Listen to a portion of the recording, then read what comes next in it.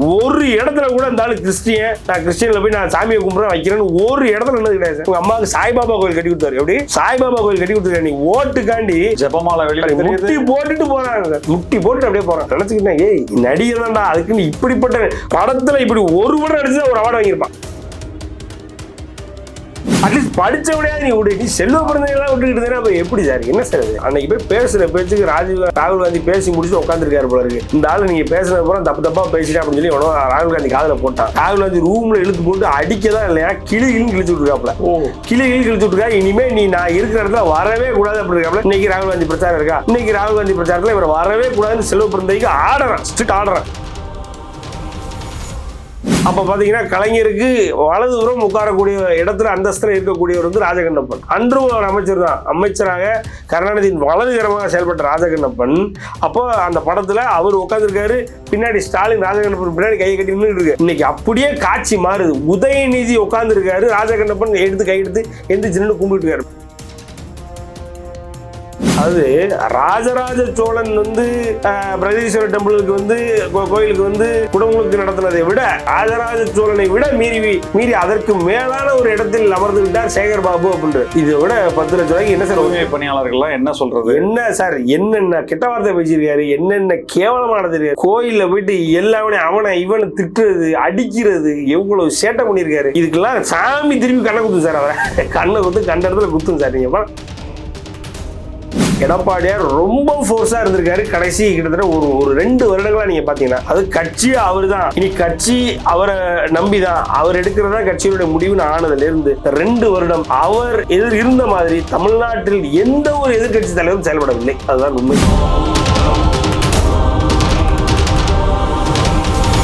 Spectrum Tamil நேயர்களுக்கு வணக்கம். நம்மோடு அரசியல் விமர்சகர் சத்யன் ராமசாமி இருக்கிறார், பேசலாம் சார். வணக்கம். வணக்கம் சார். நெற்றிக்கண் திறப்பினும் குற்றம் குற்றமே. இந்த வாசகத்தை தெரியாதவங்க யாரும் இருக்க முடியாது. ஒரு உண்மையின் பக்கத்தில் நிற்கிறவங்க எல்லாமே இதை கோட் எடுப்பாங்க. அந்த விஷயத்தை, அந்த கோட்டை அடிப்படையாக வைத்து ஒரு பத்திரிகை இயங்குது. அவங்க கருத்து கணிப்பு முடிவுகளை வெளியிட்டு இருக்காங்க. என்ன முடிவுகள் வெளியிட்டு இருக்காங்க நீங்க உங்க பார்வையில் சொல்லுங்க. இந்த சமீப காலமாக இந்த பிரச்சாரங்கள்லையும் சரி, எடப்பாடி கே பழனிசாமி அவர்களுக்கான ஆதரவும் சரி அதிகரித்து இருக்கிறது அப்படின்னு சொல்லி இணையதளங்கள்ல ஒரு ஆதாரபூர்வமான செய்தி, அதில் நம்பும்படியாக சில செய்திகளை வந்து கொண்டு இருக்கு. உங்களுடைய பார்வை? நீங்க சொன்ன அந்த குறிப்பிட்ட பத்திரிகை வந்து எனக்கு தெரியும் சார். அவங்களோட சர்வே வந்து படிக்கிறாங்க ஆளுங்க.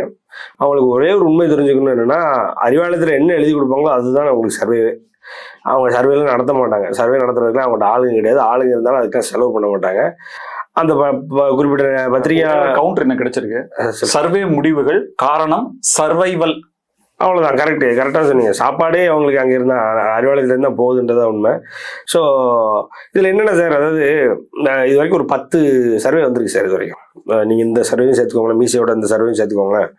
பேர் சொல்லணும்னு நினைக்கிறேன் பத்திரிகை. ஆமா, இல்லைன்னா பீப் வந்துடும். அவர் கேஸ், அவரு ஏற்கனவே பல கேஸ் வாங்கியிருக்காரு. அவர் நானும் மேல கேஸ் போட்டாங்க. அந்த கேஸுக்கு செலவழிக்கு தான் அவர்கிட்ட காசு இருக்க வெளியே சர்வே எல்லாம் உண்மையாக நடத்துறதுக்குலாம் காசு கிடையாது. அதனால அறிவாலயத்திலேருந்து காசை வாங்கி அவர் பாட்டுக்கு இதான் முடிவு, சர்வே முடிவு அப்படின்னு சொல்லி என்னத்தையாவது விடுவார். 150, 800, 200 அடிச்சு விடுவார். ஸ்டாலினே இப்போ அதெல்லாம் சொல்றது இல்லை. ஆனால் 150, 200 அடிச்சு விடுறது வந்து ரொம்ப வழக்கம். அதனால அவரு பண்ணியிருப்பாரு. அந்த சர்வே எட்ஜில் பாருங்களேன். இப்போ நாளையோட ஒப்பீனியன் எல்லாம் முடியுது. எந்த கருத்து சொல்ற அப்படி இந்த நேரத்தில் இவ்வளவு நேரம் அப்படியே நல்ல துல்லியமான கணக்கு எடுத்து அதை ஏஐ மூலியமா ஆராய்ந்து அது அப்படியே சூப்பரான தகவலை கொடுத்துருக்காங்க. ஏஐ அறிவாலயத்தினுடைய அந்த மாதிரின்றது வைங்களேன், அந்த வார்த்தையை சொல்ல வரும். ஸோ என்னன்னா சார், அதாவது கடைசி 10 நீங்கள் உங்களோட கேள்விக்கு வந்துடுறேன். கடைசி 10 சர்வே வந்துருச்சு சார். 10 சர்வேல நான் என்ன சொல்றேன்னா, இந்த சர்வே நல்லது, இந்த சர்வே நல்லதுன்னு போக வேண்டாம். 10 சர்வேயோட ஆவரேஜ் நான் எடுக்கிறேன் சார். ஆவரேஜ் எடுக்கும் பொழுது எனக்கு கிளியரா என்ன வருது அப்படின்னா, 6 சர்வேகளுடைய முடிவுகள் அதிமுக பக்கம் இருக்கு, என்டிஏ கூட்டணியின் பக்கம் இருக்கு. 2 சர்வே இழுபறின்னு இருக்கு. 2 சர்வே திமுக 150 சீட்டு 200 சீட்டு வழக்கம் போல இருக்கு. ஸோ நான் புட்டுகிற ஆவரேஜா கொலெக்ட் பண்ணி போகும்போது இவங்க தான் மறுபடியும் அதிமுக தான் வெற்றி பெறுகிறார்கள். நீங்க காலம் வந்து அவங்க பக்கத்துல இருக்குன்னா, ஒரு எடுத்துக்காட்டுக்கு இன்னைக்கெல்லாம் பாத்தீங்கன்னா, நம்ம காது குத்துறதுன்றது ஃபேமஸ். நீ உங்களுக்கு காது ஏற்கனவே குத்தியாச்சு ஐயா, இன்னும் என் காதுல ஏதாவது வந்து நீங்க குத்திட்டு இருக்காங்க, எனக்கெல்லாம் காது ஏற்கனவே குத்தியாச்சுன்னு நம்ம தமிழ்நாட்டில் வழக்காட முடியாது, ரொம்ப எல்லாருக்கும் தெரிஞ்சது. அந்த மாதிரி இன்னைக்கு அதிமுக ஒரு பிளாஸ்ட் பண்ணியிருக்காங்க சார். இன்னைக்கு இருக்கக்கூடிய நாளிதழ்கள்ல காதை குத்தி திமுக காதுல எத்தனை தோடு மாட்டிருக்கு அப்படின்னு, நம்ம நல்ல பெருசா ஓட்டையை போட்டு எவ்வளவு பெரிய தோடு மாட்டிருக்குன்னு ஒவ்வொரு தோடு காது பத்திரம் அப்படின்னு சொல்லி சரியான மார்க்கெட்டிங் இன்னைக்கு ஏறக்குறைய தமிழ்நாடு முழுக்க ரீச்சு. பேப்பர் எடுத்து பார்த்தா அதான் திமுக ஆட்சியை பார்த்து சிரிக்கிறான். அந்த அளவுக்கு இருந்துச்சு. இன்னைக்கு கடைசி 10 நாட்களில் அதிமுக செய்த மாஸ் கம்யூனிகேஷன் இருக்கு இல்லைங்களா, அது ஏறக்குறைய திமுக ஆட்சிக்கு அனுப்புறதுக்கு எதிராக காரணம் அப்படின்னு கேட்டா இந்த 10 நாட்களே காரணம்னு சொல்லலாம். அந்த அளவுக்கு அவருடைய மாஸ் கம்யூனிகேஷன் இருக்கு. பேப்பரா இருக்கட்டும், சினிமா தியேட்டர்ஸா இருக்கட்டும். இதெல்லாம் சினிமா தியேட்டர்ல போயிட்டு ஒரு ஆடு, அதில் பார்த்தீங்கன்னா ஸ்வீட்டு கொடுக்குற மாதிரி, எதுக்கு 90% ஆட்சி 90% நாங்கள் சொன்னதெல்லாம் செஞ்சுட்டோம், என்ன செஞ்சீங்க, நீட்டு ஒழிக்கிறதுக்கு ரகசியம் இருக்குன்னு சொன்னீங்களா, செஞ்சுட்டீங்களா அப்படின்னு அந்த வீட்டில் உள்ள அந்த மனைவி கேட்டுக்கிட்டே இருப்பாங்க. இவர் ஸ்வீட்டு கொடுத்துருந்தவர் ஸ்வீட்டு வேணா ஒன்று வேணா தூக்கி போட்டு போயிடுவார். உண்மைதான். கிட்டத்தட்ட தியேட்டரே சிரிக்குது சார். தியேட்டரில் பார்த்தீங்கன்னா ஒரு ஒரு ஒரு 500-550 பேர் இருப்போம் ரைட்டுங்களா. ஸ்க்ரீன் சின்ன ஸ்க்ரீன் தான், 550 பேர் சிரிக்கிறாங்க. அவ்வளவு கேவலமா திமுகவினுடைய ஒவ்வொரு அழிச்சாட்டியங்களும் ஒவ்வொரு ஒழுங்கீனங்களையும் உரிச்சு வச்சுக்கிட்டு இருக்காங்க அதிமுக. பொதுவா சார் மக்களே பொய்யை ஏத்துக்கிறாங்க. நான் பொதுவா வெளிப்படையா நான் பேச வரேன், யாரையும் சரி இல்லை யாரும் தப்புன்றல. ஓரளவுக்கு அதாவது எல்லா வாக்குறுதியும் இல்லை, ஓரளவுக்கு அப்படின்ற மாதிரியான மக்களே ஏத்துக்கிறாங்க. இப்ப என்னன்னா லஞ்சம் எப்படி சட்டபூர்வமாக்கணுன்ற கோரிக்கை வைக்கிற அளவுக்கு மக்கள் காசு கொடுத்தாப்பா வேலையாகணும் அப்படின்ற மாதிரி. ஆனா அவங்களே கோபப்படுற அளவுக்கு எவ்வளோடா வாக்குறுதி கொடுத்தீங்க, 525 கொடுத்துட்டு வெறும் 25 கூட நிறைவேற்றாம இப்படி போய் பேசுறீங்களா, மறுபடியும் இதுல வேற தொடரட்டும் வெல்லட்டும்னு எப்படி அப்படின்ற ஒரு நிலைக்கு மக்கள் போயிட்டாங்க. மக்கள் அதாவது பொறுத்திருந்து பார்த்தாங்க சார். ஸ்டாலின் தொடரட்டும், நாடு வெல்லட்டும், சரி ரைட்டு வர தொடரட்டும். அதே மாதிரி ஸ்டாலின் சொன்னதெல்லாம் செஞ்சுட்டாரு. ஸ்டாலின் இப்படி பண்றாரு, ஓகே ஃபினிஷ் பண்றாரு, அவர் தான் அடுத்தது மாஸ், எல்லாம் ரைட்டு ஓகே. ஒரு சார் இது ஒரு பொய் ஒருத்தன் சொன்னா நல்லா இருக்கு சார், 2 பேர் சொல்லு சார், 10 பேர். நீங்க என்ன பண்றான், திமுக வேட்பாளர்னு ஒவ்வொருத்தன் கிளம்பி இருக்கிறவன் அந்த வேட்பாளர் ஒவ்வொரு இடத்துலையும் வாக்கு சேகரிக்கும் போது எல்லாருடையும் சொல்றான் நாங்க நல்லா ஆட்சி பண்ணிருக்கோம். அப்ப எல்லாருக்கும் விருப்பம் ஒரு மாதிரி தெரியும்டா, நீங்க நல்லாவே ஆட்சி பண்ணல, இருக்கிறதுல கேவலமான ஆட்சி. உங்க அப்பா கூட இவ்வளவு கேவலமான ஆட்சி நடத்தல, கலைஞர் கருணாநிதி கூட இவ்வளவு கேவலமான ஆட்சி நடத்தல, நீங்க அப்படி ஒரு கேவலமான ஆட்சி கலைஞர் கருணாநிதி அவரும் கேவலமான ஆட்சி நடத்தினார் தமிழ்நாட்டில், அவர் அளவுக்கு யாரும் நடத்த முடியலன்னு வைங்களேன். அதையும் பீட் பண்ற அளவுக்கு ஸ்டாலின் மிக மோசமான ஒரு ஆட்சி நடத்திட்டாருன்னு மக்களுக்கு அவரே சொல்றாரு சார், எங்களுடைய சாதனையை நாங்க தான் முறியடிப்போம் அப்படின்னு. எதுலன்றது சொல்லல, அதான் மக்கள் கேட்கறாங்க. இவ்வளவு கேவலமா ஆட்சி பண்ணிட்டு ஒருத்தர் 2 பேர் அங்கங்க ஏதாவது நீங்க கதை கொடுத்துட்டு திரியிறீங்க, ரைட்டு நாங்க ஏத்துக்கிறோம் வைக்கிறோம், எல்லாரும் வந்து இதே நல்லா இருக்குன்னா அது ஒரு மாதிரி ஆகுதா இல்லையா, ஒரு எல்லாருக்கும் ஒரு மூஞ்சில் அடிச்ச மாதிரி ஆயிடுச்சு. அதனால திமுக மேல ஒரு மிகப்பெரிய வெறுப்பு மக்களுக்கு உருவாயிருச்சு ரைட்டுங்களா. அதை வந்து இந்த தடவை காட்டணும். அதாவது இந்த தடவை எலெக்ஷன்ல போய் திமுகவுக்கு எதிராக ஓட்டு பண்ண முடிவு போயிட்டாங்க. திமுகவுக்கு எதிராக ஓட்டு பண்ண முடிவு பண்ணும் பொழுது திமுகவை அப்புறப்படுத்தினா எவனை வேணாலும் கொண்டு வர முடியாது. தமிழ்நாட்டுக்கு, தமிழ் அரசியலுக்கு, தமிழக அரசாங்கத்துக்கு ரெலவெண்டா இருக்கிற ஒரே ஒரு எதிர்கட்சி அப்படின்னா அது அதிமுக தான். அதுலயும் பாத்தீங்க அப்படின்னா எடப்பாடியார் ரொம்ப ஃபோர்ஸா இருந்திருக்காரு. கடைசி கிட்டத்தட்ட ஒரு 2 வருடங்களா நீங்க பாத்தீங்கன்னா அது கட்சி அவரு தான், இனி கட்சி அவரை நம்பிதான், அவர் எடுக்கிறதா கட்சியினுடைய முடிவுன்னு ஆனதுல இருந்து இந்த 2 வருடம் அவர் இருந்த மாதிரி தமிழ்நாட்டில் எந்த ஒரு எதிர்கட்சி தலைவரும் செயல்படவில்லை. அதுதான் உண்மை. ஸோ அப்படி துல்லியமாக துரிதமாக எவ்வளவு மக்கள் நலம், அதாவது கொஞ்சமும் குன்றாமல் மக்கள் நலம் வந்து இன்னும் வந்து எந்த வகையில வந்து மேம்படுத்தணும், மக்களை எப்படி பேணி காக்கணும்னு எல்லா விஷயத்தையும் இந்த ஆளுங்கட்சிக்கு ஒரு அட்வைசரா இருந்து, அதே நேரத்தில் எங்க அடிக்கணுமோ அங்க அடிச்சு, எங்க தட்டி கொடுக்கணுமோ அங்க தட்டி கொடுத்து இவ்வளவு ஃபாஸ்டா இருந்திருக்காரு. அப்போ நம்மள ஒருத்தர் மாதிரி தெரியுது, அவரை பார்த்தா ரொம்ப சாதுவான மனிதரா, ரொம்ப இயற்கையான மனிதரா தெரியுது. அப்படிங்கிற உடனே சரி, அதே நேரத்தில் அதிமுகவினுடைய லெகசி எடுத்துக்கிட்டீங்கன்னா திமுகவை அத்தனை வருடங்கள் தட்டி வச்சது யாருன்னா அதிமுக. மக்கள் அதிமுக மேல இருந்த நம்பிக்கையை மறுபடியும் வந்து இவர் தான் மீட்டு எடுத்திருக்காரு. அப்படி அதிமுக மீது இருக்க இந்த நம்பிக்கை, எடப்பாடியார் மீது இருந்த ஒரு பாசம், அப்படின்னா எடப்பாடியார் மீது இருக்க ஒரு எதிர்பார்ப்பு, இதெல்லாம் சேர்த்து அதிமுக சான்ற அமைச்சர் ராஜகண்ணப்பன் அவர்கள் தொடர்புடைய ஒரு பதிப்படம் ஒண்ணு இப்போ இணையதளங்கள்ல வருது. இதை பத்தி உங்களுடைய கருத்து? இல்ல சார், அதுதான் நீங்க யோசிங்க. ராஜகண்ணப்பன் ஒரு டைம்ல பாத்தீங்க அப்படின்னா இதெல்லாம் வந்து என்னுடைய நினைவு சரியா 92 94 அந்த காலகட்டம் நினைக்கிறேன் சார். அப்ப பாத்தீங்க அப்படின்னா அந்த ஸ்டாலின் அணின்னு ஒன்று உருவாயிட்டு இருந்தது. இருக்கக்கூடிய இளைஞர்கள் எல்லாருமே ஸ்டாலின் பக்கத்துல போக ஆரம்பிச்சாங்க. இருக்கக்கூடிய இந்த சைட்ல பாத்தீங்க அப்படின்னா இருக்கக்கூடிய வயது முதிர்ந்த அந்த 1949 அப்புறம் இருக்கக்கூடிய திமுகவினர் ஃபுல்லா கருணாநிதி பக்கத்துல இருந்தாங்க. அப்ப கருணாநிதி ஒரு மூத்தவங்களுடைய ஒரு படையை வச்சிருந்தாரு. திமுகக்குள்ள இளைஞர்களை திரட்டி ஸ்டாலின் ஒரு படை உருவாக்கினார். அப்பெல்லாம் ஸ்டாலின் ஒரு சாதாரணவர். அப்ப பாத்தீங்கன்னா கலைஞருக்கு வலதுபுறம் உட்காரக்கூடிய இடத்துல அந்தஸ்துல இருக்கக்கூடியவர் வந்து ராஜகண்ணப்பன். அன்றும் அவர் அமைச்சர் தான். அமைச்சராக கருணாநிதியின் வலதுகரமாக செயல்பட்ட ராஜகண்ணப்பன் அப்போ அந்த படத்துல அவர் உட்கார்ந்துருக்காரு.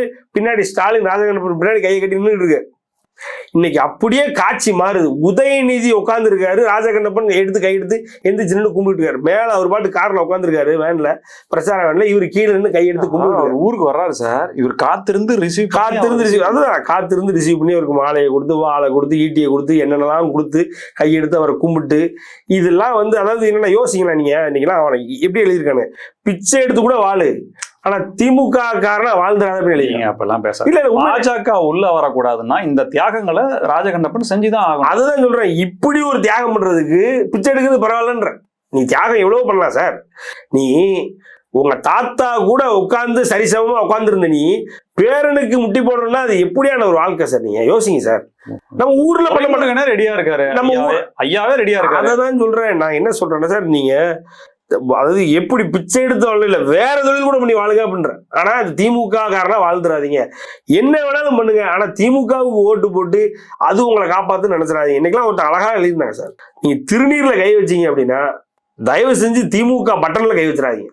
திருநீர் தான் உங்களுக்கு பெருசு, சாமி தான் உங்களுக்கு முக்கியம், கடவுள் தான் உங்களுக்கு வேணும்னா நீங்க திமுக வேண்டாம் நினைங்க அப்படின்னு போட்டுருங்க. சரி, கடவுள் வெறுப்பு, இந்த தமிழ்நாட்டு மக்கள் என்னென்னலாம் ஆசைப்படுறாங்களோ, வேண்டி விரும்புன்னு நினைக்கிறாங்களோ, அது ஒட்டகத்து கல்யாணம் பண்றாங்க, பால் குடம் எடுக்கிறாங்க, ஏதோ கொடுக்குறாங்க. ஆமா சார், அதெல்லாம் பண்ணுவாங்க சார். அதெல்லாம் வந்து என்னென்ன சார், அதான் சிம்பிள். என்னன்னா இங்க வந்து இந்துக்கள் ஒன்னா சேர்ந்துடக்கூடாது. ஆனா அவங்க இந்துக்களா தான் இருப்பாங்க, எல்லாரும் இந்துக்களா தான் இருக்கணும். இந்துக்கள் ஓட்டு எங்களுக்கு வேணும், ஆனா இந்துக்கள் ஒன்னா சேர்ந்து இன்னொருத்தருக்கு ஓட்டு போறோம்னு போயிடக்கூடாது. அதுல திமுக தெளிவா இருக்கும். ரொம்ப கிளாரிட்டியா வராதா மக்களுக்கு? கேட்ட சார், மக்களுக்கு ஒண்ணு நீங்க இவங்களே எடுத்துக்கோங்க சார். அதாவது எப்படி குழப்பறான்னு, 75,000 கோவில் இருக்கு சார் தமிழ்நாட்டுல, 75,000 கோவில். ஆனாலும் இது பெரியார் மண், இங்க நாங்க திருப்பரங்குன்றத்துல விளக்கேற்ற விட மாட்டோம் அப்படின்னு அன்னைக்கு ஸ்டாலின் அவர்கள் சொல்றாரு. 75,000 கோயில் இருக்கும் பொழுது இது பெரியார் மண்ணுன்னு அவர் சொல்றாரு அப்படின்னா, ஆமா இது பெரியார் மண்ணு தான், இங்க கோயில்கள், இங்க சாமி மேல யாருக்கும் நம்பிக்கை இல்லைன்னு மக்கள் நினைக்கிறாங்க அப்படின்னா எப்படிப்பட்ட முட்டாள்தனமான மக்களா இருப்பாங்கன்னு யோசிங்க. அதனாலதான் மக்களை இன்னும் முட்டாளாக்கிட்டு இருக்கிறேன். நீங்க ஒண்ணும் சார், அது ஒரு விளக்கு திருப்பரங்குன்றத்துல அந்த விளக்கை ஏத்திட்டா அதுல என்ன உங்களுக்கு, அதுதான் சொல்றேன், அதுதான் இந்த திமுக அந்த ஒரு ஈகோ, அந்த ஈகோல புடிச்சு தொங்கிட்டு இருக்காங்க பாருங்க சார். அந்த கூட்டணியில இருக்கக்கூடிய பிரேமலதா வெளில போய் என்ன சொல்றாங்க, நம்ம ஆட்சியை அமையும் போது நான் ஏத்துறேன் விளக்கு ஏத்துறேன் பண்றாங்க அவங்க. அது ஸ்டாலின் சொல்ல முடியலையா? அப்போ பிரேமலதா அவர்களுக்கு உங்க கூட்டணியில் இருக்கக்கூடிய பிரேமலதா அவர்களுக்கு இந்துக்கள் ஓட்டு தேவை, நாயுடு ஓட்டு தேவை. ஏன்னா அவங்களுக்கு தெரியும் திருப்பரங்குன்றத்துல வாக்கு சேகரிக்க போறாங்க, திருப்பரங்குன்றத்து மக்களுடைய எண்ணம் என்னன்றது தெரியும். அது ஸ்டாலினுக்கு தெரிய மாட்டேங்குது, அதையே ஸ்டாலின் சொல்ல மாட்டாரு. அதுதானே சார் இங்க கன்ஃபியூஸ்டா மக்களை வச்சு இவங்களும் நீட்டா பாஜக வந்துரும், இந்துக்கள் உள்ள சேர்ந்தா இஸ்லாமியர்களுக்கு கிறிஸ்தவர்களுக்கு பிரச்சனைன்னு சொல்லி ஏமாத்தி ஜெயிக்க. திமுக மிகப்பெரிய பலமா நினைக்கிறது கூட்டணி. 25 கட்சிகள் கூட்டணி அமைச்சிருக்காங்க. அவங்க தலைவர்கள் எல்லாருமே வந்துட்டு பிரச்சாரத்துக்கும் போறாங்க. நான் முக்கியமா 2 எடுத்துப்போம். தேமுதிகவுடைய பிரேமலதா விஜயகாந்த் கிட்டத்தட்ட துரந்தர் படத்தோட ஒப்பிட்டு சில பேர் பேசியிருக்காங்க. இப்போ ரீசெண்டா, அதாவது நான் சொன்ன கடலூர் சேலம் மீட்டிங்ல பேசினது அப்படின்றது அதை விட்டுருங்க. அவங்க பேசினாங்க பாதுகாப்பு, இது பெண்கள் பாதுகாப்பு, சட்டம் ஒழுங்கு பிரச்சனை, இதை தாண்டி வேற என்ன சொல்ல முடியும், அதை விட்டுருங்க. அதுக்கு அடுத்து நடந்த நிகழ்வு சில நாட்களுக்கு முன்னாடி, நேற்று நடந்தது. எல்லாம் பேசிட்டு உங்களுடைய மேலான ஆதரவு திமுக அப்படின்ற மாதிரி நான் மனசு எடப்பாடியா சார், அவர் தானே சார் இன்னைக்கு இது ஒண்ணு வருது. நீங்க 10-5க்கு நாங்க பதவி ஏத்தோம்னா 10-5க்கு நீங்க மாட்டை ஓட்டிட்டு காவிரி ஆத்துல, கரூர்ல காவிரி ஆத்துல போயிட்டு நீங்க மணல் அள்ளலாம்னு சொன்ன இவருக்கு இங்க வாக்களிக்க போறீங்களான்னு சொல்லிட்டு இதே நம்ம உலகநாயகன் கமலஹாசன் அவர்கள் பேசினவரு, எதிர்த்து பேசினவரு, இப்ப அவருக்கு ஆதரவா இந்த தெற்குல வந்திருக்காரு, சாரி கொங்கு மண்டலத்தை வந்திருக்காரு, இவர் மூலியமாக தான் வெற்றி ஆரம்பிக்க போகுதுன்னு சொல்லிட்டு அப்படியே அப்ரப்டா மாத்தி பேசுறாரு. எப்படி பொருந்தும் இதெல்லாம்? இது சார், அதாவது மக்கள் நீதி மையத்தினுடைய கமலஹாசன் அவர்கள் 10 லட்ச ரூபா வாங்குறாரு சார். ஒரு தொகுதியில போயிட்டு பிரச்சாரம் பண்ணுவதற்கு 10 லட்ச ரூபா வாங்குறாரு. அவர் வந்து ஒரு சார், இதை பார்த்தவங்க எல்லாம் மறுபடியும் நீங்க போய் குற்றச்சாட்டு போடுற பொய். நான் எனக்கு அவசியமா சொல்லுங்க, கமலஹாசன் எல்லாம் இன்னைக்கு ஒரு அரசியல் சப்ஜெக்டா நம்ம பேசுறது அவருக்கு பெருமை. நான் ஒரு பொய்யாவே சொல்ல இருக்காரு. ஆமாமா, அவர் வந்து அரசியல் சப்ஜெக்டா எடுத்து நம்ம நீங்களும் நானும் உட்காந்து அரசியல் பேசிக்கிட்டு இருக்கோம், இதை நம்ம பதிவு பண்ணிட்டு இருக்கோன்றதே அவருக்குலாம் ஒரு பெருமை. அவருடைய ரசிகர்கள் வந்து எனக்கு ஆக்சுவலா மாலை போட்டு நான் வரவேற்கிறேன், செய்யுங்க பேசுங்க அப்படின்ற. நான் அதான் சொல்றேன், இன்னும் நான் 10 லட்ச ரூபா வாங்குறாராம். 10 லட்ச ரூபா. அதாவது அன்னைக்கு அண்ணாமலை அவர்கள் கூட அழகா ஒரு பதிவு போட்டிருந்தாரு, ஏன்னா வாங்குற காசு மேல கூறாண்டாங்க ஒய்யா அப்படின்ற மாதிரி இப்படியே போட்டிருந்தாரு. அதாவது ராஜராஜ சோழன் வந்து பிரகதீஸ்வரர் டெம்பிளுக்கு வந்து கோயிலுக்கு வந்து குடமுழுக்கு நடத்தினதை விட ராஜராஜ சோழனை விட மீறி அதற்கு மேலான ஒரு இடத்தில் அமர்ந்து விட்டார் சேகர் பாபு அப்படின்ற. இதை விட 10 லட்சம் ரூபாய்க்கு என்ன சார் தூய்மை பணியாளர்கள்லாம் என்ன சொல்றது? என்ன சார், என்னென்ன கெட்ட வார்த்தை பேசியிருக்காரு, என்னென்ன கேவலமானது இருக்காரு. கோயில்ல போயிட்டு எல்லாமே அவனை இவனை திட்டுறது, அடிக்கிறது, எவ்வளவு சேட்டை பண்ணியிருக்காரு.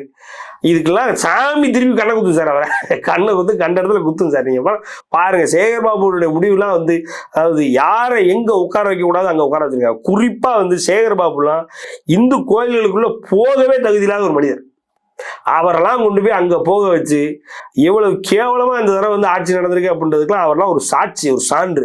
அவரை போய் நம்ம தமிழர்களின் ஒரு முப்பாட்டனாக வாழ்ந்து நம்ம தமிழ் கடவுளாக ஏறக்குறைய மாறிய ராஜராஜ சோழனுடன் ஒப்பிடுறாரு அப்படின்னா கமலஹாசன்லாம் இனிமேல் அரசியல்வாதின்னு சொல்லிட்டு ஊருக்குள்ள தெரியலாமா? 10 லட்ச ரூபா கொடுத்தா என்ன வேணாலும் பேசுவேன் அப்படின்னா நானும் தான் பேசுவேன் சார். நானும் தான் ஸ்டாலினை பற்றி ஒன்று ஸ்டாலினுக்கு எதிராக பேசிக்கிட்டு ஸ்டாலினுக்கு ஆதரவாக பேசிட்டு அந்த மாதிரி வேற வழி இல்லாமல் அன்னைக்கு வண்டி இது டார்ச் லைட்டை போட்டு உடச்சது இன்னைக்கு இந்த டார்ச் லைட்டே உடஞ்சிருக்கு. அதான் உண்மை. அதே மாதிரி நீங்கள் சொன்ன மாதிரி நேற்று உட்காந்துக்கிட்டு செந்தில் பாலாஜிக்கு 10 லட்ச ரூபாலாம் ஒன்றும் இல்லை. 10 நாள் பாட்டில் மூடி கலெக்ஷன் அவருக்கு. பாட்டில் கலெக்ஷன் ஒரு நாளைக்கு 10 ரூபா 10 ஒரு பாட்டிலுக்கு வாங்கி அதெல்லாம் 10 நாள் கூட கிடையாது. நீங்கள் 2 நாள் கலெக்ஷன் அதெல்லாம் அதை ஏழை கொடுத்துட்டு போயிட்டே இருப்பார். 10 லட்ச ரூபா வாங்கிட்டு நீங்கள் அதனாலதான் விஐபியா பார்த்து சேகர் பாபு பணக்காரங்க மட்டும்தான், அதாவது கொள்ளக்காரங்க மட்டும்தான் கமலஹாசனை கூட்டு போக முடியும். 10 லட்ச ரூபா 10 நிமிஷம் நீங்க கொடுப்பீங்களா? எல்லா வேட்பாளரும் எப்படி கொடுக்க முடியும்? எப்படி கொடுக்க முடியும்? அதுதான் திமுக கொடுத்துட முடியும். ஆனாலும் 10 லட்ச ரூபாய்க்கு இந்த ஆள் ஒருத்தான்னு பார்ப்பான்ல அவன். இவங்களுக்கு தெரியாது, இவங்களாம் பழைய பீஸ் சார். அதனால சரி அவரை உள்ள கூப்பிட்டு வச்சு சரி ஏதாவது பேசுவோம், ஏதாவது பேசிட்டு இருக்கோம். அது இல்லாம இவரு விஜய் எங்க கரூருக்கு போனாரா? போகல. அதனால இவரை கூட்டு போய் அந்த கரூர் இன்னும் கொஞ்சம் ஸ்டார் பவர் கிடைக்கும்னு அவரு கூட்டு போயிட்டாப்ல, கோயம்புத்தூர் கூட்டு போயிட்டாப்ல. இவர் கரூர் கோயம்புத்தூர்ல கூட்டு போயிட்டு, அதாவது கரூர்ல மணல்ல விடலாம், மணல்ல நான் விடுறேன் 5 நிமிஷம் 10 நிமிஷத்துல எங்க ஆட்சி முடிஞ்சதுக்கு அப்புறம், எங்க ஆட்சி வந்ததுக்கு அப்புறம் நாங்க உங்க எல்லாத்தையும் மணல்ல விடுறேன் அப்படின்னு சொல்லி மணல்ல விட்டு இன்னைக்கு அந்த கரூர் விட்டு ஓடுற அளவுக்கு ஆயிடுச்சு பாருங்க நிலைமை. ரைட்டுங்களா? அதான் இப்ப நீங்க கோயம்புத்தூர் போயினா கோயம்புத்தூர்ல போய் அடுத்த கோயம்புத்தூர்ல ஒரு அழிச்சாட்டியம் பண்ணுவாரு. கோயம்புத்தூர் மக்கள் அதை ஆதரிப்பாங்களா? கோயம்புத்தூர்ன்றது இன்னைக்கு எடப்பாடியோட கோட்டையா மாறி சார். கரூர்ல செந்தில் பாலாஜி ஒரு சிலையை காட்டினாலோ இல்ல வேற யாரும் நிறுத்தச்சா கூட ஜெயிக்கும். ஏன்னா அந்த அளவுக்கு மக்கள் செல்வாக்கு செந்தில் பாலாஜிக்கு. சோ தன்னுடைய தம்பிக்கு அதை தார வார்த்துட்டு இவரு ஆள்வதற்காக செல்கிறார். அதான் எப்படி பார்த்தாலும் இவங்க இந்த குடும்ப அரசியல் விட போறது இல்லை. குடும்ப அரசியல் தான் திமுக ஒவ்வொரு மாவட்ட வாரியா இருக்கக்கூடிய குடும்பங்களுக்கும் சொல்லி தனிப்பட தேடிக்கிட்டே இருந்தாரு சார் அசோக்குமார். அவ்வளவுதான். எவ்வளவு நாளா தேடிக்கிட்டு இருந்தாங்க. இப்ப பாத்தீங்கன்னா வாஷிங் மிஷின்ல போட்டு அலசி ஆராய்ஞ்சு இவர் நல்ல இவருக்கு சீட்டை கொடுத்தாங்க, முடிஞ்சு போச்சு. நீங்க அவர் சீட்டை வாங்கிட்டு அவர் பாட்டுக்கு நிக்க போறாரு. அவங்களுக்கு தெரியும் கரூர்ல தோக்க தான் போறோம், அதிமுக ஜெயிக்கும்ன்றது அவங்களுக்கு தெரியும். அதனால ஒரு பேருக்கு இவரை விட்டுவோம். சரி நம்ம தொகுதி நம்ம எதுக்கு இருக்கக்கூடிய ஓட்டை நம்ம பிறக்கி வச்சுக்குவோம். நம்ம தொகுதியில் அந்தஸ்து எழுதக்கூடாது, நமக்குன்னு எவ்வளவு இருக்கா அப்படின்றத ஒரு ஆராய்ச்சி தான். அந்த ஆராய்ச்சிக்கு ஒரு டெஸ்டிங் அணில் யாரு, ஒரு டெஸ்டிங் லேப் ரேட்டு தான், எலி தான் கமலஹாசன். அவரை கூட்டு போய் 2 வார்த்தையை பேச விடும் சொல்லி 2 வார்த்தையை பேச விட்டுருக்காங்க. அவரும் காசை வாங்கிட்டு கூச்சமே இல்லாமல் பேசியிருக்காரு. இப்படிதான் சார் இருக்கக்கூடிய ஒவ்வொரு கூட்டணி கட்சியினுடைய தலைவர்கள் ஒவ்வொரு, நீங்க சொன்னீங்க இல்லையா அம்மா யாரு மேடம் அவர்கள் பார்த்தீங்க அப்படின்னா எடப்பாடியார் ஜெயிப்பாரு அப்படின்ட்டு எடப்பாடியார்னு சொல்ல வந்துட்டாங்க. அப்படி டக்குனு இதாகிட்டு ஜர்க்காயிட்டு இல்ல ஸ்டாலின் ஜெயிப்பார், அண்ணன் ஸ்டாலின் ஜெயிப்பார் அப்படின்றாங்க. இன்னொரு இடத்துல போனா திருப்பரங்குன்றத்துல நான் விளக்கேற்ற ஸ்டாலின் என்ன சொல்ல, திருப்பரங்குன்றத்துல நான் விளக்கேற்ற விட மாட்டேன், இவங்க நான் விளக்கேற்ற விடுறேன். பேட்டிலேயே சொல்றாரு 50 வருஷம் ஆனாலும் திருப்பரங்குன்றத்துல விளக்கேற்ற முடியாது. ஆமா, அது அப்படியே அந்நியார்ட்ட சொல்ல முடியுமா? இவங்களால கூப்பிட்டு தான் இவங்க வந்தாங்க. அதான் சொல்றேன். இவங்க அதாவது கூட்டணி கட்சியில் இருக்கக்கூடிய ஒவ்வொரு தலைவரும் இன்னைக்கு பாருங்களேன், நம்ம காங்கிரஸ்ல இது எப்ப சார் கேவி தங்கபாலு காங்கிரஸ் கமிட்டியினுடைய தமிழக காங்கிரஸ் கமிட்டியினுடைய தலைவராக இருக்கும் பொழுது ஒரு கூத்து நடந்து, ஒரு காமெடி கூத்து. அதே கூத்து மறுபடியும் நடந்திருக்கு. இதே மாதிரிதான் இவர் பாட்டுக்கு ஒரு சைட்ல இங்கிலீஷ்ல சார் பேசுவார், ஹிந்தியில கூட பேசுவார். நமக்கே புரியுது. என்னன்னா இது டிரான்ஸ்லேஷனே பண்ண வேணாம் சார். உடனே டிரான்ஸ்லேட் பண்றதுல வார்த்தை குளறுபடி இருக்கிறதா இருந்தாலும் அவ்வளவு அப்ரப்டா மாறி சார். எத்தனை ஸ்பெஷலிஸ்ட் சம்பா அரிசி கொடுத்தாங்க, அதுக்கு தேங்க்ஸ் பண்றாரு. பிரியாணி சமைத்து சாப்பிடுகிறேன்னு சொன்னார். பிரியாணின்னு சொல்லவே இல்லையே அவரு. சார் ஒண்ணு சிம்பிள், அதாவது இல்ல சம்பா அரிசின்றாருல, ஒருவேளை அது பிரியாணி சொல்றான்னு சொல்லிட்டாங்க. சம்பா பிரியாணியா? அந்த மாதிரி சீரக சம்பா பிரியாணி. ஆமா, அதனால ஒரு பிரியாணி டாப்ல ஒண்ணு இல்ல சார். என்னன்னா ஸ்பெஷலிஸ்ட் இருக்காங்க, 5000 ரூபாய் கொடுத்தா வந்துருவாங்க சார். அவங்க நீட்டா நீ என்ன எதிர்பார்க்கறியோ வார்த்தைக்கு வார்த்தை அர்த்தம் மாறாம, வார்த்தைக்கு டைரக்ட் மீனிங் மாறாம, மொழி புலமைங்கிறது அதான். எவ்வளவு நமக்கும் தெரியும், ஆங்கிலமும் தெரியும். இருந்தாலும் அந்த நேரத்துல அந்த சரியான வார்த்தையை போட்டு சொல்றது ஒரு பயிற்சி வேண்டும். ஆமா, இப்ப அண்ணாமலை எல்லாம் பேசினார் சார். அண்ணாமலை பேசினார் சார். இதே மாதிரி அட்லீஸ்ட் படிச்சவனையாவது நீ விடு. நீ செல்வ பிறந்தவங்களாம் விட்டுக்கிட்டு இருந்தா அப்புறம் எப்படி சார்? என்ன சார் அது? அதனால செல்வ பிறந்தவங்களாம் ஒண்ணும் இல்ல. அன்னைக்கு போய் பேசுற பேச்சுக்கு ராகுல் காந்தி பேசி முடிச்சுட்டு உட்காந்துருக்காரு போல இருக்கு. இந்த ஆளு நீங்க பேசுனது பூரா தப்பா பேசிட்டேன் அப்படின்னு சொல்லி ராகுல் காந்தி காதுல போட்டான். ராகுல் காந்தி ரூம்ல இழுத்து போட்டு அடிக்கதான் இல்லையா கிளின்னு கிழிச்சு விட்டுருக்காப்ல. கிளின்னு கிழிச்சு விட்டுருக்கா. இனிமே நீ நான் இருக்கிற இடத்துல வரவே கூடாது அப்படின்னு இருக்காப்ல. இன்னைக்கு ராகுல் காந்தி பிரச்சாரம் இருக்கா, இன்னைக்கு ராகுல் காந்தி பிரச்சாரத்துல இவர் வரவே கூடாதுன்னு செல்வ பிறந்தைக்கு ஆடுறான், ஸ்ட்ரிக்ட் ஆடுறான். அதனால என்னன்னா நம்மளும் வரக்கூடாதுட்டாங்களே, இனிமேல் நமக்கு அசிங்கமா பெறும் அப்படின்னு என்ன பண்ணாரு, உங்களை மாதிரி பத்திரிகையாளருக்கு காலையில் ஃபோன் பண்ணி என் வீட்டில் ஐடி ரைடுன்னு காலையில் ஃபோனை போட்டு பிரேக்கிங்லாம் போச்சு. பிரேக்கிங் உடனே பார்த்தீங்கன்னா செல்வ பிறந்த வீட்டில் ஐடி ரைட் பாஜகவினுடைய சூழ்ச்சி, பாஜக காங்கிரஸ் அழுத்துக்கிறது அப்படி இப்படின்னு அழுத்த ஆரம்பிச்சான். ஒரு அழுத்து நம்ம ஆளுங்க அழுத்தின உடனே அதுக்கப்புறம் பார்த்தா இன்கம் டேக்ஸ்லேருந்து ஒரு நோட்டீஸ் வந்துச்சு. செல்வ பிறந்த யாருன்னு எங்களுக்கு தெரியாது, அவர் வீட்டில் நாங்கள் இதுக்கு ரைடு போகிறோம், இங்கே அவ்வளோ வெட்டியாலும் நாங்கள் இல்லை, எங்கள் வேலையை பார்த்துக்கிட்டு இருக்கோம் அப்படின்னு சொல்லி இன்கம் டேக்ஸ்லேருந்து நோட்டீஸே வந்ததுக்கப்புறம் அப்புறம் தான் நோண்டி எடுத்தா இவர் ராகுல் காந்தி போட்டு வெளுத்திருக்காப்ல. இனிமே நீ நான் என் பக்கமே வரக்கூடாது அப்படின்னு சொல்லி மிரட்டின உடனே அதை மறைக்கணும், அதை கவர் பண்ணுறதுக்காண்டி என் வீட்டில் ஐடி ரைடு, அதனால என்னால் இன்னைக்கு கூட்டத்துக்கு வர முடியாதுன்னு இவரு ஒத்திருக்காப்ல. இதுதான் நடந்திருக்கு. வெளியில விடல, வர முடியாது இல்லை, என்னை வீட்டை விட்டு வெளியில படிக்கிறாங்க. ஒரு சைட்ல பார்த்தா திருமாவளவன் வர்ற பாக்குறவங்களாம் அடிக்கிறார். ஏய் எதுக்கே அடிக்கிற, என்ன மரம் எதுவும் கலந்து போச்சா? ஏற்கனவே அவர் அவர் தொகுதியிலேருந்து பிடுங்கி அவர் தொகுதியில் நிக்க விடாம பண்ணி காட்டு முன்னார் கோயில எடுத்து இவருக்கு யாரு காங்கிரஸ் இளையபெருமாள் மகனுக்கு கொடுத்ததுனால உனக்கு சீட்டே கம்மி, இதுல இந்த ஒரு சீட்டையும் பிடுங்கி நான் காங்கிரஸ் கொடுக்குறேன் அப்படின்னு திமுக அவரை வெறியேற்றினால அவரே வெறி பிடிச்சி சுத்திட்டு இருக்காரு. அன்னைக்கு பார்த்தா வண்டி மேலே ஏறான், அவனுக்கு சப்புன்னு அவன் கையில ஏதோ வச்சிருக்க, அதை கொண்டு அடிக்கிறாரு. கல்யாணம் பண்றது 2 பேரும் கட்டி தொலை அடிந்த நேரத்துல கீழே இருந்து மேல ஏறான், மேல இருந்து எரியிறாரு, மூஞ்சில எரியிறாரு. அப்படி கூட இருக்கணும் அடிக்கிறாரு, வைக்கிறாரு, டென்ஷன்ல ஏதோ ஸ்டேட்மெண்ட் இருக்காருங்க. அதான் நான் தான் பிரேமலதா விஜயகாந்த் தேமுதிக அவர்களுக்கு அள்ளி கொடுக்க சொன்னேன் சொல்லிட்டு இன்னொரு வார்த்தையை சொல்லியிருக்காரு, இவர் தான் பெண் சிறுத்தை அப்படின்னு இருக்காரு. அப்ப நீங்க சாரி இவர் தான் பெண் சிறுத்தை அப்படின்னு இருக்காரு, தாய் சிறுத்தை அப்படின்னு இருக்காரு, தந்தை சிறுத்தை நீங்களா தாய் சிறுத்தையான்னு போட்டு அடிச்சுட்டு இருக்காங்க. இதெல்லாம் அவரா இல்ல போகக்கூடாது சார், நம்ம நான் போகணும்னு நினைக்கல, என்ன பேசுறோம்னு தெளிவில்லாம பேசிட்டு இருக்காரு சார். தாய் சிறுத்தை அதாவது பெண் சிறுத்தை ஆண் சிறுத்தை அப்படிங்களா அப்படின்னு ஓடிக்கிறாங்க அவங்க. அதாவது இப்போ அந்த கூட்டணி கட்சி இருக்கக்கூடிய ஒவ்வொரு தலைவர்களும் வந்து என்ன நடக்குதுன்னு தெரியாம முண்டி அடிச்சு ஏதோ ஒன்று பண்ணணும் வெறுப்புல சுத்திக்கிட்டு இருக்காங்க. ஆனா அதே மாதிரி அப்படி கட் பண்ணி இந்த சைடு வாங்கல. ஒரு சைடுல பாத்தீங்கன்னா எடப்பாடியார் மாஸ் பண்ணிட்டு இருக்காரா. இன்னைக்கு எடப்பாடியார் மாஸ் அப்படின்றது வந்து இன்னைக்கு வந்து எப்படி சொல்றது, புரட்சி கலைஞர் விஜயகாந்த், அதே மாதிரி புரட்சி தலைவர் எம்ஜிஆர், அந்த வகையில மாஸ் எடப்பாடியார் இல்லைன்னா அதாவது என்ன அவருக்கு கொடுக்க எழுச்சி தமிழரா என்ன கொடுக்க பட்டம் அப்படின்னு தேடிக்கிட்டு இருக்க அளவுக்கு அவருடைய அதாவது மக்கள் மத்தியில அவருடைய செல்வாக்கு, அவருடைய பேச்சு, அவரை பற்றிய சிந்தனை, மக்களுடைய எண்ண ஓட்டம், அவர் தான் மறுபடியும் வரணும் அப்படின்னு மக்கள் நினைக்கிற விதம் எல்லாமே அவருக்கு அதாவது அவருக்கு அதாவது அலைண்டா அவர் தான் வேணும் அப்படின்னு மக்கள் நினைக்கிறாங்க அப்படின்றது உறுதியா ஆகிட்டே இருக்கு சார். இன்னும் அதுக்கும் பிரச்சாரத்தினுடைய வேற ஒரு உருவமா தேவாலயங்கள்ல மதச்சார்பற்ற அதாவது நபர் வரணும் அப்படின்ற மாதிரியான ஒரு எந்த விஷயமும் செய்யாத மாதிரியான ஒரு கூட்டம் ஏற்பாடு செய்து அந்த கூட்டத்தினுடைய திருப்பலியின் முடிவுல ஏதோ கவர் கொடுத்து திமுக மற்றும் கூட்டணி கட்சிகளுக்கு ஆதரவான பாதிரியார்கள், சர்ச்சில் இருக்கக்கூடிய பாதிரியார்கள் செய்வதாக அந்த பாதிரியார்ல இருக்கக்கூடிய ஒரு நபரை வெளியில வந்து இந்த மாதிரிலாம் பண்றாங்க, பண்ண முடியாது, இது பண்ணக்கூடாதுன்னு சொல்லிட்டு அவங்களே அந்த அமைப்பை சார்ந்தவர்களே வீடியோ வெளியிட்டு எப்படி தடுப்பீங்க? நீங்க வேட்பாளர், நீங்க எனக்கு காசு கொடுக்க கூடாது, அவரு காசு கொடுத்தா உங்களுக்கு என்ன பிரச்சனை? அவ்வளவுதானே. அவரு காசு கொடுத்தா எலெக்ஷன் கமிஷன் என்ன பிரச்சனை? அவருக்கு எனக்கு தெரியும், அவர் எனக்கு காசு கொடுக்குறாரு சார், அவ்வளவுதான். அவரு அதுக்கப்புறம் திமுக காசு வாங்கிடுவாரு, அது வேற கதை. 5 வருஷம் கழிச்சு வாங்குவாரு சார், 2 வருஷம் கழிச்சு வாங்குவாரு, நிதி கொடுப்பாங்க சர்ச்சுக்கு, அவ்வளவுதான், சிம்பிள். அதாவது திமுகவை பொறுத்த வரைக்கும் போன வருஷமே இதெல்லாம் முடிஞ்சு, இந்த செட்டில்மெண்ட்லாம் முடிஞ்சது சார். இப்போ நீங்க ஏதோ புதுசா நீங்க நினைக்கிறீங்க. ஒரு வருடத்திற்கு முன்னாடி ஏறக்குறைய 7000 சர்ச்சுக்கு சார், 7000 சர்ச்சுக்கு ஒரு சர்ச்சுக்கு கிட்டத்தட்ட 1 கோடி வீதம் கொடுத்துருக்காங்க. 7000 கோடி, 1 கோடி வீதம் வந்து ஒவ்வொரு சர்ச்சு கொடுத்துருக்காங்க.